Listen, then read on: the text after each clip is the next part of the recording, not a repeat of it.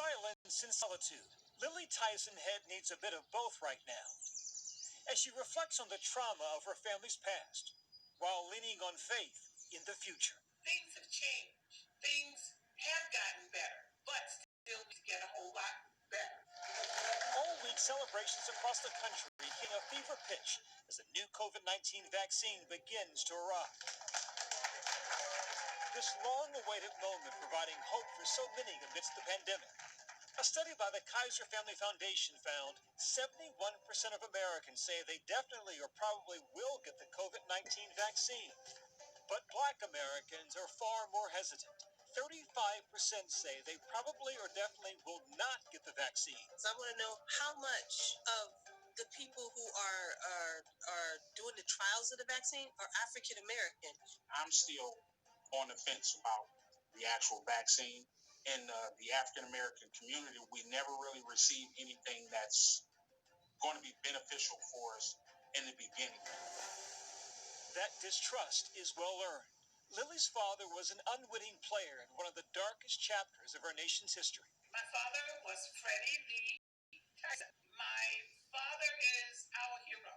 A sharecropper in Alabama in 1932, Freddie Lee Tyson was one of 623 black men recruited into a medical study. We now know it as the infamous syphilis study at Tuskegee.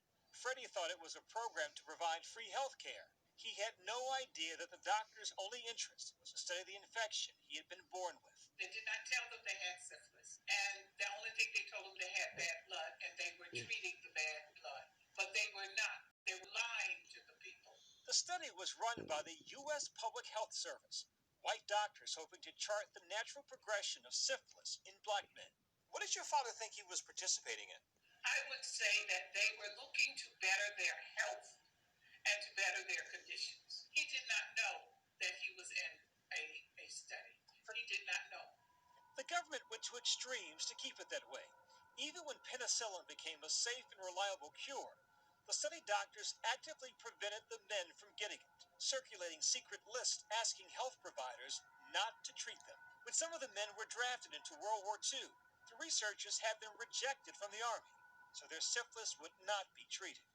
Talk to me about the misinformation surrounding the study. Some people, believe it or not, still think the men were injected with the virus.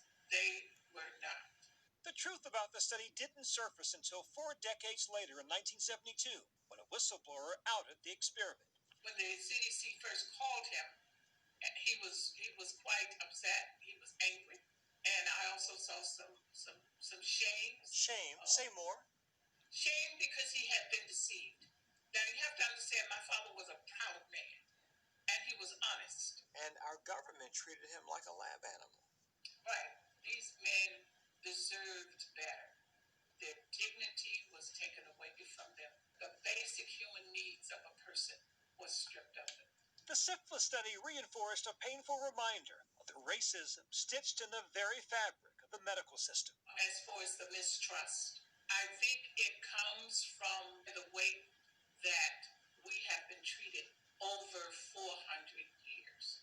The disparities, the criminal injustices, the social injustices, the economic injustices, the educational injustices.